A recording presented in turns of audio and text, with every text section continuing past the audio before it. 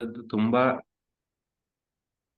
ಮುಖ್ಯ PSSM ಅಲ್ಲಿ. But ಸ್ವಾಧ್ಯಾಯ ಏನ್ ಮಾಡುತ್ತೆ, ನಮ್ಮನ್ನ ಕನ್ಫ್ಯೂಷನ್ ಲೀಡ್ ಮಾಡುತ್ತೆ ಮಧ್ಯೆ. ಬಟ್ ಧ್ಯಾನ ಮಾಡಲ್ಲ. ಧ್ಯಾನ ಆ ಕನ್ಫ್ಯೂಷನ್ ಕ್ಲಿಯರ್ ಮಾಡುತ್ತೆ. ಸ್ವಲ್ಪ ಎಕ್ಸಾಂಪಲ್ಸ್ ನಿಮ್ಗೆ ಹೇಳ್ತೀನಿ, ಯಾಕಂದ್ರೆ ಇದು ನನ್ನ ಜೀವನದಲ್ಲಿ ಆಗಿದ್ದು, ನಾನು ಗಮನಿಸ್ತಕ್ಕಂಥ ಮಾಸ್ಟರ್ಸ್ ಎಲ್ಲ ಆಗಿದ್ದು. ಯಾವಾಗ್ಲೂ ಮಾಸ್ಟರ್ಸ್ ಯೋಗಾನಂದ ಪರಮಹಂಸರು ಹೇಳ್ತಾರೆ, 3 ಗಂಟೆ ಧ್ಯಾನ, 1 ಗಂಟೆ ಸ್ವಾಧ್ಯಾಯ ಅಂತ ಹೇಳ್ತಾರೆ. ಯಾಕೆ ಹೇಳ್ತಾರೆ ಅಂದ್ರೆ, ನಾವು ಅತಿಯಾಗಿ ಸ್ವಾಧ್ಯಾಯ ಮಾಡಿದ್ರೆ ಪಂಡಿತರಾಗ್ಬಿಡ್ತೀವಿ. ಪಂಡಿತರಾಗ್ಬೇಕಾಗಿಲ್ಲ ನಾವು. ಒಬ್ಬ ಬ್ರಹ್ಮ ಬ್ರಹ್ಮಶ್ರೀ ಆಗ್ಬೇಕು, ಪತ್ರಿಜಿತರಾಗ್ಬೇಕು ನಾವು. ಪತ್ರಿ ಸರ್ ನೋಡಿ, ಯಾವಾಗ್ಲೂ ಧ್ಯಾನನೇ ಮುಂದಿತ್ತು. ಏನ್ ಮಾಡುತ್ತೆ ಈ ಸ್ವಾಧ್ಯಾಯ ಅಂತಂದ್ರೆ, ಪತ್ರಿ ಸರ್ ಹೇಳೋರು ಒಂದು ವಿಷಯ, ಪ್ರಾಪಂಚಿಕ ವಿದ್ಯೆಗಳೆಲ್ಲ ನಮಗೆ ಸೊಕ್ಕು ತರಿಸ್ತವೆ. ಬಟ್ ಧ್ಯಾನ ಅಂತಕ್ಕಂಥದ್ದು ಆ ಸೊಕ್ಕನ್ನ ಕರಗಿಸುತ್ತೆ ಅಂತ ಹೇಳೋರು. ಎಂತ ಅದ್ಭುತ ಮಾತು. ಅಷ್ಟೇನೆ ಮಾಸ್ಟರ್ಸ್, ಯಾವತ್ತೂ ಅಷ್ಟೇ. ಪ್ರಾಪಂಚಿಕ ವಿದ್ಯೆಗಳು ಅಷ್ಟೇ, ನೀವು ಬುಕ್ಸ್ ಓದಿ, ಕಲೆಗಳು, ಸಂಗೀತ, ಇನ್ನೇನೇನಿದೆ ಪ್ರಾಪಂಚಿಕವಾಗಿ, ದುಡ್ಡು ಸಂಪಾದಿಸೋದಾಗ್ಬೋದು, ಅಧಿಕಾರ ಸಂಪಾದನೆ ಆಗ್ಬೋದು, ಅವೆಲ್ಲ ಏನ್ ಮಾಡ್ತವೆ, ನಮ್ಮನ್ನ ಸೊಕ್ಕಿಗೀಡ್ ಮಾಡ್ತವೆ. ನಮಗೆ ಕೊಂಬ ಬರೆಸ್ತವೆ, ಈಗೋ ಬರೆಸ್ತವೆ. ಬಟ್ ಧ್ಯಾನ ಏನ್ ಮಾಡುತ್ತೆ, ಆ ಈಗೋನ ಕರಗಿಸುತ್ತೆ ಅವತ್ತು. ಎಂತ ಅದ್ಭುತವಾದ ಮಾತು ನೋಡಿ. ಇದೇನಾಗುತ್ತೆ, ನಾವು ಹೆಚ್ಚೆಚ್ಚು ಜಾಸ್ತಿ ಸ್ವಾಧ್ಯಾಯ ಬೇಕು, ಖಂಡಿತ ಬೇಕು. ಅದ್ರ ಜೊತೆಗೆ ಆ ತಕ್ಕ ಮಟ್ಟಿಗೆ ತಕ್ಕಂಗೆ ಧ್ಯಾನ ಸಾಧನೆ ಇರ್ಬೇಕು. ಅವಾಗ ಏನಾಗುತ್ತೆ, ಆ ಸ್ವಾಧ್ಯಾಯಕ್ಕೆ ಅರ್ಥ ಬರುತ್ತೆ, ಆತ್ಮಕ್ಕೆ ಸರಿಯಾದ ಜ್ಞಾನ ಹೋಗುತ್ತೆ. ಓಕೆ ಮಾಸ್ಟರ್ಸ್, ನಾವು ಎಕ್ಸಾಂಪಲ್ ತಗೊಳ್ಳೋಣ. ಓಶೋ ಬುಕ್ಸೇ ತಗೊಳ್ಳಿ. ಓಶೋ ಬುಕ್ಸ್ ಓದ್ತಾ ಎಲ್ಲರೂ ರೆಬಲ್ ಆಗ್ಬಿಡ್ತಾರೆ. ಓಶೋ ಬುಕ್ಸ್ ಓದ್ತಾ ರೆಬಲ್ ಆಗ್ಬಿಡ್ತಾರೆ. ಏನ್ ಮಾಡ್ತಾರೆ, ಸಂಸಾರದಿಂದ ಅಥವಾ ಈ ಸೊಸೈಟಿಯಿಂದ ಓಶೋ ಹೇಳ್ತಾನೆ, ನನ್ಗೆ ಇಷ್ಟ ಇಲ್ಲ, ದೂರ ಇದ್ಬೇಡ ಅಂತ ಹೇಳ್ತಾನೆ. ಅದಲ್ಲ ಅಧ್ಯಾತ್ಮ. ಪತ್ರಿಜಿ ಅದನ್ನೆಲ್ಲ ತೆಗೆದಾಕಿದ್ದಾರೆ. ಯಾಕೆ ತೆಗೆದಾಕಿದ್ರೆ ಅಂದ್ರೆ, ಅಷ್ಟು ಧ್ಯಾನ ಇದೆ ಇಲ್ಲಿ, ಅಷ್ಟು ಸರಿಯಾದ ಧ್ಯಾನ ಇದೆ ಇಲ್ಲಿ. ಒಂದ್ 10 ಓಶೋ ಬುಕ್ಸ್ ಓದ್ಬಿಟ್ರೆ ರೆಬಲ್ ಆಗ್ಬಿಡ್ತೀವಿ ನಾವು. ಅಂದ್ರೆ ಓಶೋ ಹಂಗೆ ಹೇಳಿದಾರೆ, ಅದು ಅವನ್ ತಪ್ಪಲ್ಲ. ಅವನು ಭೂಮಿಗೆ ಹೇಗ್ ಬದುಕ್ಬೇಕು, ಈ ಸೊಸೈಟಿಯಿಂದ, ಈ ಒಂದು ಕಟ್ಟುಪಾಡುಗಳಿಂದ ದೂರ ಹೇಳ್ದ. ಬಟ್ ಬ್ಯಾಲೆನ್ಸ್ಡ್ ಆಗಿ ಹೇಳಿಲ್ಲ ಅವನು, ಅದು ತಪ್ಪು. ಅವನು ಬ್ಯಾಲೆನ್ಸ್ಡ್ ಆಗಿ ಹೇಳೋದು ಅವನ ಒಂದು ಪರ್ಪಸ್ ಅದಲ್ಲ. ಅವನು ಅಂದ್ರೆ, ಈ ಒಂದು ದುಃಖದಿಂದ, ಈ ಒಂದು ಅಜ್ಞಾನದಿಂದ, ಈ ಕನ್ಫ್ಯೂಷನ್ಸ್ ಇಂದ, ಈ ಬೌಂಡ್ರಿಗಳಿಂದ ಹೇಗೆ ಹೊರಗೆ ಇರ್ಬೇಕಂತ ಓಶೋ ಅದ್ಭುತವಾಗಿ ಹೇಳಿದ್ರು ಅವರು. ಬಟ್ ಪತ್ರಿಜಿ ಏನ್ ಮಾಡಿದ್ರು, ಈ ಬೌಂಡ್ರಿಗಳಲ್ಲೇ ಅದ್ಭುತವಾಗಿ ಬದುಕೋದು ಹೆಂಗಂತ ಹೇಳ್ಕೊಟ್ರು. ಈ ಕಷ್ಟಗಳಲ್ಲಿ, ಈ ಡಿಫರೆನ್ಸ್ಗಳಲ್ಲಿ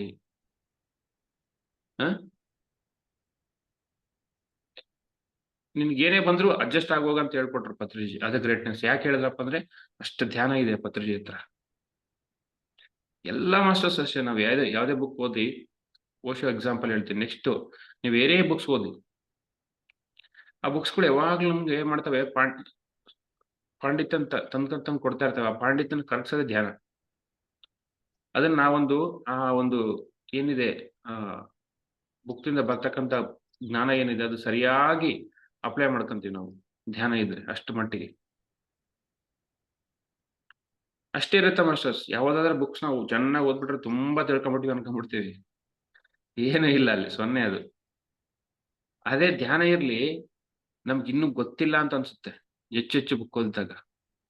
ಅಯ್ಯೋ, ನನ್ಗೆ ಇನ್ನೇನು ಗೊತ್ತಿಲ್ಲ, ಇನ್ನೆಷ್ಟು ತಿಳ್ಕೊಳ್ಳೋದಿದೆ. ಆ ಒಂದು ಬುದ್ಧಿ ಅಂತಕ್ಕಂಥದ್ದು, ಆ ಒಂದು ವಿನಯ ಬರೋದು ಧ್ಯಾನದಿಂದ. ಸೊ ಹಾಗಾಗಿ ನಾನು ನೋಡಿರ್ತಕ್ಕಂಥ ಗ್ರೇಟೆಸ್ಟ್ ಮಾಸ್ಟರ್ಸ್ ಅಂದ್ರೆ ಪತ್ರಿಜಿ, ನ್ಯೂಟನ್. ಅವರಿಬ್ರು ಯಾವಾಗ್ಲೂ ಬ್ಯಾಲೆನ್ಸ್ ಮಾಡ್ಕೊಂಡು ಎಲ್ಲರ ಜೊತೆ ಕಲ್ತು ಬೆರೆತು ಅಷ್ಟೇ ಮಟ್ಟಿಗೆ ಅದ್ಭುತವಾಗಿ ಸೇವೆ ಮಾಡಿದವರು. ನನ್ನ ಧ್ಯಾನ ಒಂದು ಪ್ರಯಾಣದಲ್ಲಿ ನೋಡಿದ್ದು.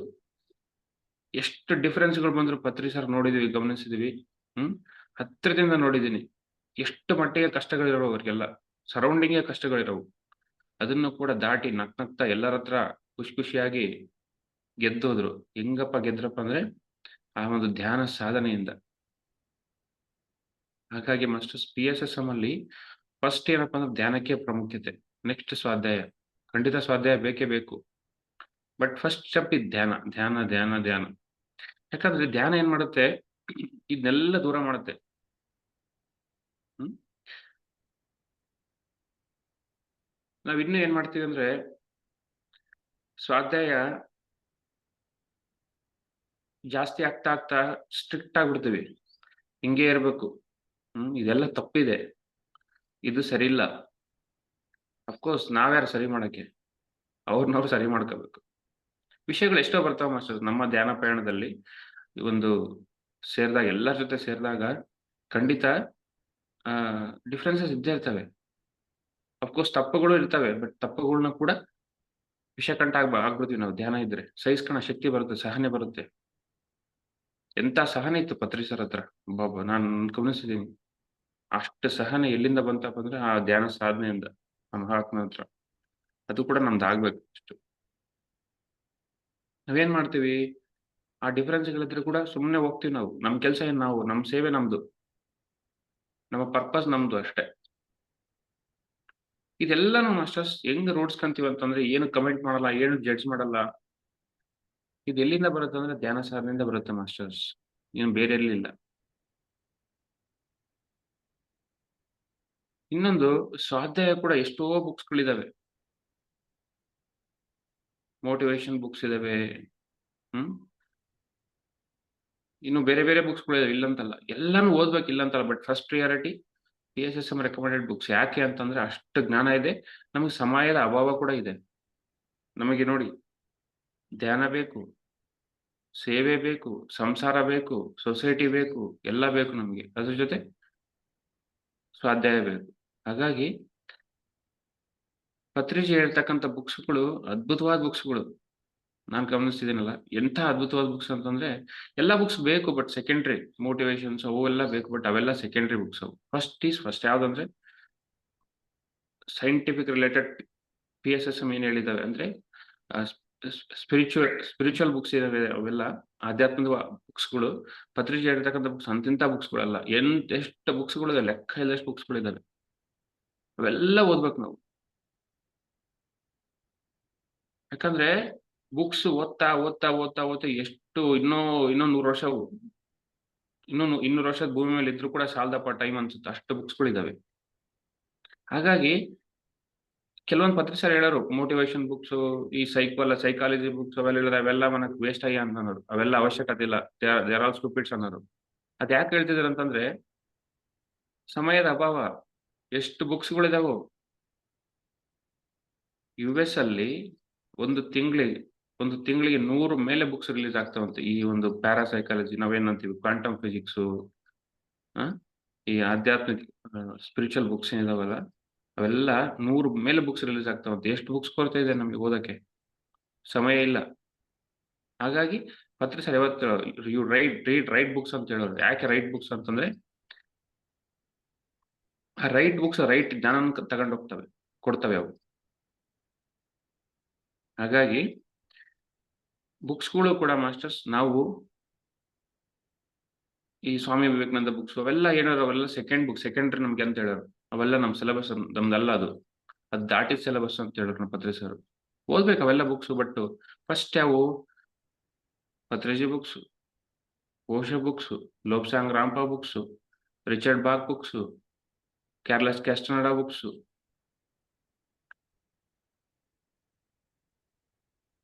ಅನೋದಿಯಾ ಜುಡಿತ್ ಇವೆಲ್ಲ ಅದ್ಭುತವಾದ ಬುಕ್ಸು. ಇನ್ನೂ ಸುಮಾರು ಲಿಂಡಾ ಗುಡ್‌ಮ್ಯಾನ್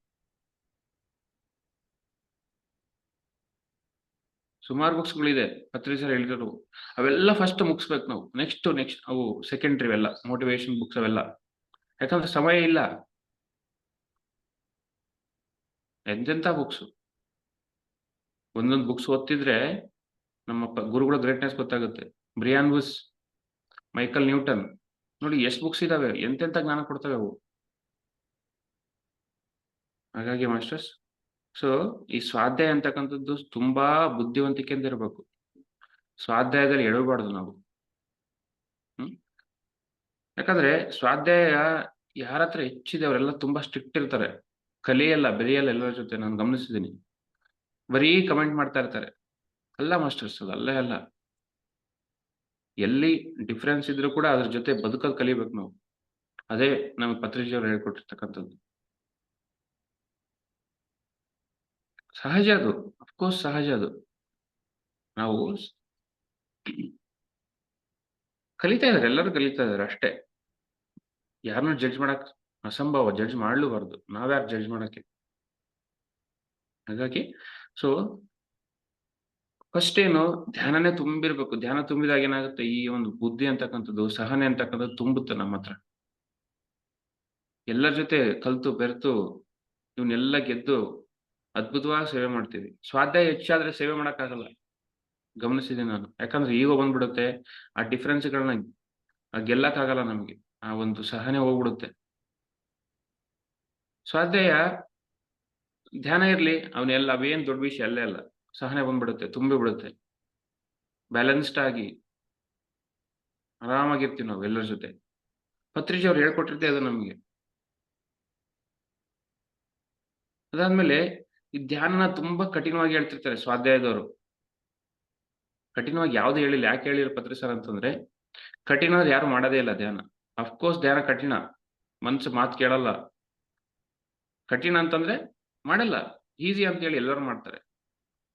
ನಮ್ಮಲ್ಲಿ ಧ್ಯಾನ ಸಾಧನೆ ತುಂಬಿದ್ರೆ ನಾವು ಧ್ಯಾನ ಸುಲಭವಾಗಿ ಹೇಳ್ತೀವಿ. ಸ್ಟ್ರೇಟ್ ಆಗಿ ಕೂತ್ಕಂತ ಹೇಳ್ತಾರೆ. ಅದು ತಪ್ಪೇ ತಪ್ಪದು. ಎಲ್ಲಿ ಹೇಳೇ ಇಲ್ಲ ಮಾಸ್ಟರ್ ಸ್ಟ್ರೇಟ್ ಆಗಿ ಕೂತ್ಕಂತ. ಸ್ಟ್ರೇಟ್ ಆಗಿ ಕೂತ್ಕೋಬೇಕಂತ ಅದ್ರ ಕಡೆ ಧ್ಯಾಸ ಇರುತ್ತೆ. ಈ ಒಂದು ಸಣ್ಣ ಸಣ್ಣ ಕಾಮನ್ ಸೆನ್ಸ್ ಎಲ್ಲಿಂದ ಬರ್ತಾವಂದ್ರೆ ಧ್ಯಾನದಿಂದಾನೇ ಬರ್ತಾವೆ. ಧ್ಯಾನ ಸಾಧನೆ ಜಾಸ್ತಿ ಆದಾಗ ಯಾರು ಸ್ಟ್ರೇಟ್ ಆಗಿ ಕೂತ್ಕಂತ ಹೇಳಲ್ಲ. ಸ್ಟ್ರೇಟ್ ಆಗಿ ಕೂತ್ಕೊಂಡ್ರೆ ಮಾತ್ರ ಎನರ್ಜಿ ಬರುತ್ತೆ, ಕಾಸ್ಮಿಕ್ ಎನರ್ಜಿ ಹರಿಯುತ್ತೆ ಅಂತ ಹೇಳ್ತಾರೆ. ಅದರಲ್ಲಿ ಏನ್ ಅರ್ಥನೇ ಇಲ್ಲಿರ್ತಕ್ಕಂಥ ಮಾತದು. ತಪ್ಪದು. ಅಬ್ಸಲ್ಯೂಟ್ಲಿ ತಪ್ಪು. ಸ್ಟ್ರೇಟ್ ಆಗಿ ಕೂತ್ಕಂತ ಹೇಳಲ್ಲ. ಅವನೇನೋ ಪೇಂಟರ್ ಸ್ಟ್ರೇಟ್ ಆಗಿ ಕೂತ್ಕೊಂಡ್ರೆ ಚೆನ್ನಾಗ್ ಕಾಣುತ್ತಂತ ಸ್ಟ್ರೇಟ್ ಆಗಿ ಕುಂದ್ರಿಸ್ಬಿಟ್ಟು ಬರ್ದಿದ್ದಾನೆ. ಈ ವಿಷಯ ನಾನು ಲೋಕ ಸಂಗ್ರಾಮ ಬುಕ್ಕಲ್ಲಿ ಓದಿದ್ದು. ಸ್ಟ್ರೇಟ್ ಆಗಿ ಕೂತ್ಕೊಂಡ್ರೆ ನಾವು ದೇಹನ ಮರೆಯಲ್ಲ. ನಾವು ಧ್ಯಾನ ಜಾಸ್ತಿ ಆದ್ರೆ ದೇಹನ ಹೆಂಗ್ ಕುಂದ್ರಿಸ್ಬೇಕಂತ ಗೊತ್ತಾಗ್ಬಿಡುತ್ತೆ. ಕಾಮನ್ ಸೆನ್ಸ್ ಒಳಗಿಂದ ಬರುತ್ತದು. ಆತ್ಮದಿಂದ ಬರುತ್ತೆ. ಇದೆಲ್ಲ ಹೆಂಗ್ ಗೊತ್ತಾಗುತ್ತೆ ಅಂದ್ರೆ ಧ್ಯಾನದಿಂದ ಗೊತ್ತಾಗುತ್ತೆ. ಸ್ವಾಧ್ಯಾಯದಿಂದ ಗೊತ್ತಾಗಲ್ಲ. ಸ್ವಾಧ್ಯಾಯ ಏನ್ ಕೊಡುತ್ತೆ, ಸ್ಟ್ರೇಟ್ ಆಗಿ ಕೂತ್ಕಂತ ಹೇಳುತ್ತೆ. ಬುಕ್ಸ್ ಜ್ಞಾನ ಅದು. ಪುಸ್ತಕದ ಜ್ಞಾನ. ಪುಸ್ತಕದ ಜ್ಞಾನ ಅವ್ನು ತಿಳಿದಂಗ್ ಬರ್ದಿರ್ತಾನ ಅವ್ನು. ಧ್ಯಾನ ಜಾಸ್ತಿ ಆದಾಗ ಹೇಗ್ ಕೂತ್ಕೋಬೇಕಂತ ಸೋರ್ಸ್ ಇಂದ ಗೊತ್ತಾಗುತ್ತೆ. ಮೂಲ ಚೈತನ್ಯದಿಂದ ಬರುತ್ತೆ ಮೆಸೇಜ್ ಅದು. ಅದ್ ನನಗ್ ಬಂತದು ಧ್ಯಾನ ಸಾಧನೆ ಮಾಡ್ಬೇಕಾದ್ರೆ. ಸ್ಟ್ರೇಟ್ ಆಗಿ ಕುಂತ ದೇಹನ ಹೆಂಗ್ ಬರೀತೀವಿ ನಾವು? ಒಂದು ಎಕ್ಸಾಂಪಲ್ ಹೇಳ್ತಿದ್ದೀನಿ. ಸ್ವಾಧ್ಯಾಯದಿಂದ ಬರ್ತಕ್ಕಂಥ ಒಂದು ಕನ್ಫ್ಯೂಷನ್ ಇದು. ಈ ತರ ಕನ್ಫ್ಯೂಷನ್ ಸುಮಾರು ಬರ್ತಾವ ನಮಗೆ ಬುಕ್ಸ್ ಓದ್ಬೇಕಾದ್ರೆ. ಹಾಗಾಗಿ ಧ್ಯಾನ ಜಾಸ್ತಿ ಆದ್ರೆ ಆಟೋಮೆಟಿಕ್ ಆ ಕಾಮನ್ ಸೆನ್ಸ್ ಬಂದ್ಬಿಡುತ್ತೆ ನಮಗೆ. ಬುದ್ಧಿ ಬಂದ್ಬಿಡುತ್ತೆ. ನಾವು ಎಷ್ಟೋ ವಿಷಯಗಳು ಕೇಳ್ತೀವಿ. ಯಾವನ್ ತಗೋಬೇಕು, ಯಾವನ್ ಬಿಡ್ಬೇಕಂತ ಗೊತ್ತಾಗೋದು ಕೂಡ ಧ್ಯಾನದಿಂದಾನೆ. ಆ ಕಾಮನ್ ಸೆನ್ಸ್ ಇಂದಾನೆ. ಆ ಕಾಮನ್ ಸೆನ್ಸ್ ಎಲ್ಲಿಂದ ಬರುತ್ತಪ್ಪ, ನಮ್ಮ ಧ್ಯಾನ ಸಾಧನೆಯಿಂದಾನೆ ಬರುತ್ತೆ. ಇಲ್ಲಿ ತಪ್ಪಿದೆ ಅಂತ ಆ ಕ್ಷಣದಲ್ಲೇ ಗೊತ್ತಾಗುತ್ತೆ ನಮಗೆ. ನಾನು ಸುಮಾರು ಎಕ್ಸ್‌ಪೀರಿಯನ್ಸ್ ಕೇಳ್ತಾ ಇರ್ತೀನಿ. ಗೊತ್ತಾಗುತ್ತದು. ಯಾವನ್ ತಗೋಬೇಕು, ಯಾವನ್ ಬಿಡ್ಬೇಕು ಗೊತ್ತಾಗ್ಬಿಡುತ್ತೆ. ಕೆಲವೊಬ್ರು ಟೀಚಿಂಗ್ಸ್ ಹಂಗಿರ್ತವೆ. ಅಂದ್ರೆ ತಪ್ಪಲ್ಲ ಅದು. ಅವ್ರು ತಿಳ್ಕೊಂಡಿರ್ತಕ್ಕಂಥ ಒಂದು ಲೆವೆಲ್ ಅಷ್ಟೇ ಅದು. ಬಟ್ ಧ್ಯಾನ ಹೆಚ್ಚೆಚ್ಚು ಆದಾಗ ಏನಾಗುತ್ತೆ, ಸೋರ್ಸ್ ಇಂದ ಬರುತ್ತೆ. ಯಾವ್ದು ತಪ್ಪು, ಯಾವ್ದು ಸರಿ. ಆ ಮೊಮೆಂಟ್ ಅಲ್ಲೇ ಗೊತ್ತಾಗ್ಬಿಡುತ್ತೆ ನಿಮ್ಗೆ. ಟಕ್ನ ಗೊತ್ತಾಗುತ್ತೆ. ಮೂಲ ಚೈತನ್ಯದಿಂದ ಬರುತ್ತೆ ಮೆಸೇಜ್ ಇದೆಲ್ಲ ಅಂತ. ಹಾಗಾಗಿ ಫಸ್ಟು ಸ್ಟೆಪ್ ಏನಪ್ಪ PSSM ಅಂದ್ರೆ ಧ್ಯಾನನೇ. ಯಾಕಂದ್ರೆ ಈ ಧ್ಯಾನ ಲಾಜಿಕ್ ಮೈಂಡ್‌ನ ಸರಿ ಮಾಡುತ್ತೆ. ಆ ಲಾಜಿಕ್‌ನೆಲ್ಲ ದೂರ ಮಾಡುತ್ತೆ. ಅಲ್ವಾ ಮಾಸ್ಟರ್ಸ್? ಸೊ